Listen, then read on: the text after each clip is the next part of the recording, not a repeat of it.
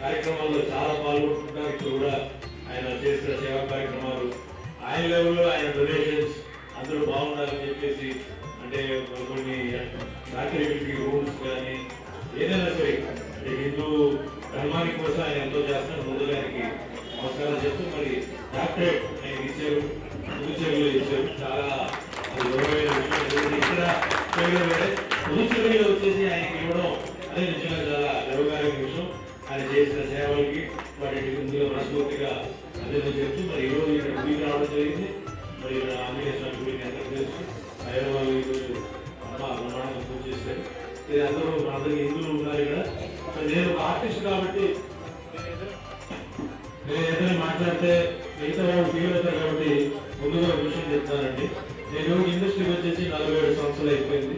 మొత్తం 11 భాషల్లో 800 సినిమాలు అయిపోయింది. 170 సినిమాలు హీరోగా యాక్ట్ చేశాను. నాకు ఎటువంటి సినిమా బ్యాక్గ్రౌండ్ లేదు, సినిమా మనుషులు లేరు. ఎవరు నాకు సహకరించిన మా తల్లిదండ్రుల ఆశీర్వాదాలు, చిన్నప్పటి నుంచి నన్ను పెంచిన మా తల్లిదండ్రులు, మా అమ్మమ్మ, వాళ్ళతో మర్చిపో అదే మాదిరిగా మా గురువులు.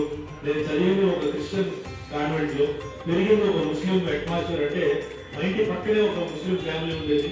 మా అమ్మగారు వచ్చి ఒక కాలేజ్ ప్రొఫెసర్, తర్వాత ప్రిన్సిపల్ అయ్యారు. కాలేజ్లో చాలా బిజీగా ఉన్నప్పుడు నేను కాళీపురం పెడితే పెరిగిందంటే ఒక ముస్లిం ఫ్యామిలీ, నాకు వాళ్ళే బాగా చూస్తున్నారు. కాబట్టి ఇప్పుడు నేను ఏదైనా మాట్లాడుతున్నట్టు ఎవరిని కించపరచడం కాదు, ఎవరిని మర్చిపోలేదు. నా అభిమానులు అందరూ హిందూ, ముస్లిం, క్రిస్టియన్, సిక్, పార్సీ, బుద్ధిస్ట్, జైన్ అందరూ ఉన్నారు. టెక్నీషియన్స్ ఉన్నారు, ప్రొడ్యూసర్ ఉన్నారు, డైరెక్టర్ ఉన్నారు.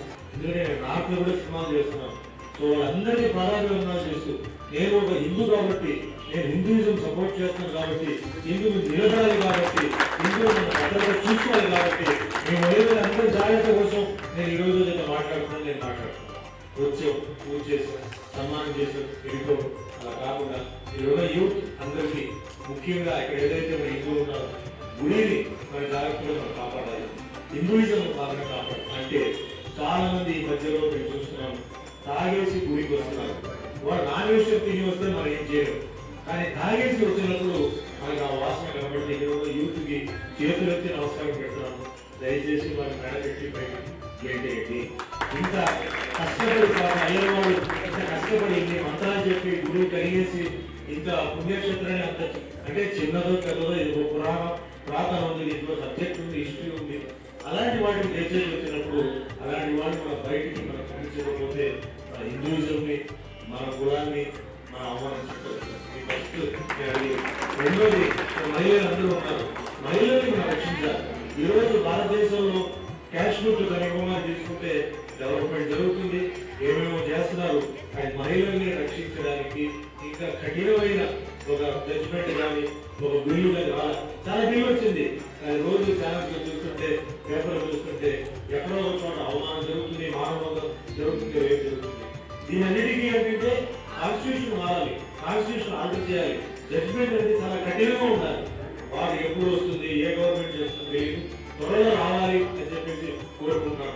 అప్పటి వరకు మన మహిళల్ని రక్షించాలి, మనం రక్షించాలి, వాళ్ళని చూసుకోవాలి. ఎందుకంటే మనం చాలా మంది భయంతో బయటికి రావాలంటే చాలా భయపడుతున్నాం. బయటికి వెళ్తే మనకి ఏం జరుగుతుందో, బయటకు వస్తే మనకి ఏమవుతుందో చెప్పి పిల్లలు కూడా భయపడుతున్నారు. కాబట్టి మన యూత్ అందరూ ఏంటంటే మన హిందువులు ముఖ్యంగా ఏంటంటే మన వాళ్ళు గుడికి ఎక్కువ వెళ్తుంటారు, పూజలు తెల్లారుజాము వెళ్తుంటారు, రాత్రి వెళ్తుంటారు. వాటి మహిళల్ని గౌరవించాలి. కేవలం ఏదో నవరాత్రి టైంలో మట్టికి వాళ్ళకి మహిళలంటే మా గౌరవం అదే అని చెప్పి దాని తర్వాత మర్చిపోవడం కాదు. ఎప్పుడు మహిళల్ని గౌరవించాలి. అదే మాదిరిగా ఒక విజ్ఞప్తి, గుడికి వస్తున్నప్పుడు ఒక డ్రెస్ కోడ్ అంటూ ఒకటి పెట్టుకోవాలి. మన గుడికి వస్తున్నప్పుడు పెళ్లికి వెళ్తున్నట్టు, ఫ్యాషన్ షోకి వెళ్తున్నట్టు అలా కాకుండా గుడికి వచ్చినప్పుడు రండి, ఫ్యాషన్ షోకి వెళ్తున్నప్పుడు ఫ్యాషన్ షోకి వెళ్ళండి, పెళ్లికి వెళ్తున్నప్పుడు పెళ్లిగా వెళ్ళండి. ఏ అభ్యంతరం లేదు. మన 10 మందికి ఉపన్యాసాలు చెప్పే ముందు మనం ఏం చేస్తున్నాం మనం ముందు ఆలోచించాలి. ఎందుకంటే కొందరికి ఏంటంటే డబ్బులు కాబట్టి వాడు ఏం చేస్తారంటే కొంచెం రిచ్గా నగలు అవి వేసుకొని వస్తే పక్కనే గుడిలో ఒక పేదవాడు ఉంటాడు. వాడు ఏమంటాడు, దేవుడా నేను ఇంత ప్రార్థన చేస్తున్నాను, మరి నా భార్యని, నా చెల్లిని, నా అక్కని ఎలా పెట్టావు, మరి అక్కడ పక్కన చూస్తే ఒక ఆడది ఎంత గంభీరంగా, ఎంత గౌరవంగా అసలు నెలవు పట్టుకు వస్తుందని చెప్పి బాధపడతాం. కనీసం అలాంటి వారికి భక్తితో వచ్చిన వాళ్ళని ఆ భక్తి ఎక్కడ వాళ్ళు చెడిపోకుండా వాళ్ళ భక్తితో ఉండాలంటే మనం కూడా కొంచెం సహకరించాలి. కాబట్టి మీరు వస్తున్నప్పుడు మహిళలు ముఖ్యంగా గుడికి వస్తున్నప్పుడు ఎంత సింపుల్ గా వస్తున్నారండి. అందుకని మీరు నగలు అసలు వేసుకోవద్దని చెప్పట్లేదు, సింపుల్ గా రండి. మరి ఈ మధ్య ఇంకోటి చూస్తున్నాను, గుడికి వస్తున్నప్పుడు కూడా షూటింగ్ వెళ్తున్నట్టు మేకప్ వేసుకుని కూడా వస్తున్నారు. అసలు ఎందుకు? దేవుడు మిమ్మల్ని అందరూ చల్లగా చూస్తారు, మేకప్ వేస్తేనే చూస్తారని చెప్పండి. లేదు కదా, మేకప్ వేయకపోతే చూడరా, చూస్తారు. కాబట్టి దయచేసి గుడికి వస్తున్నప్పుడు మేకప్ వేయద్దు, సింపుల్ గా రండి. మనందరూ ఒకటిగా ఉండాలి. డైలాగ్ చెప్పడం కాదు, మన కనీసం డ్రెస్ విషయంలో మనం అందరూ ఆ విధంగా ఉంటే భక్తి. ఎందుకంటే టైం లేదు, ఈరోజు అందరూ బిజీ. గుడికి రావడం అంటే చాలా కష్టం. వాళ్ళ మనసులో అనుకుంటే వెళ్ళిపోతాం.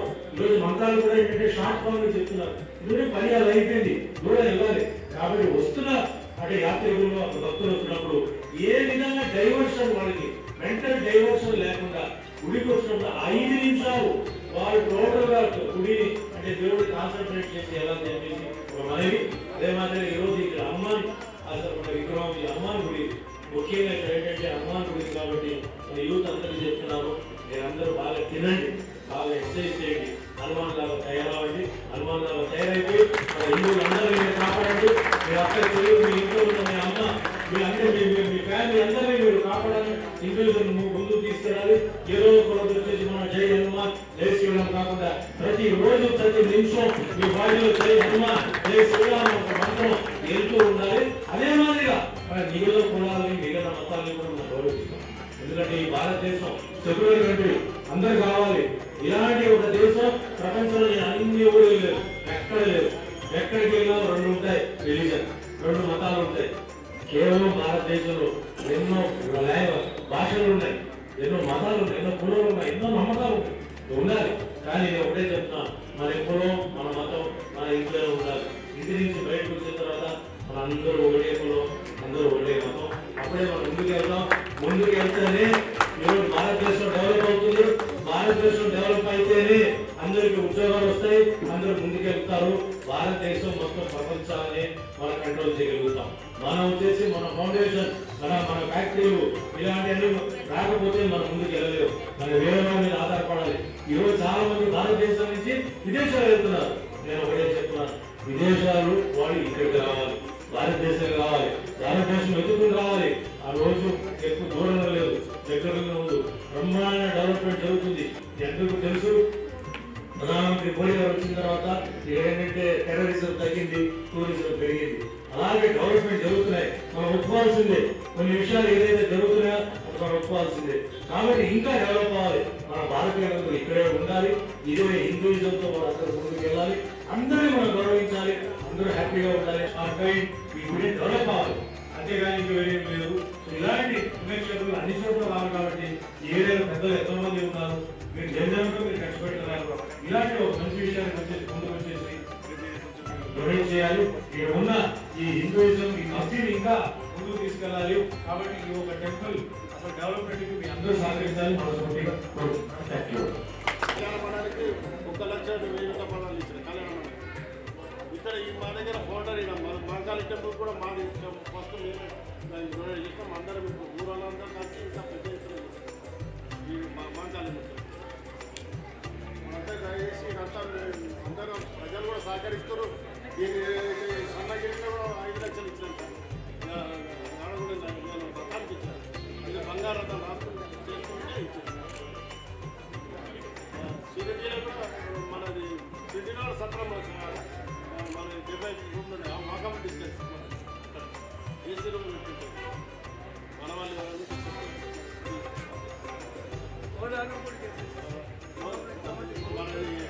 మన ఆవులు మన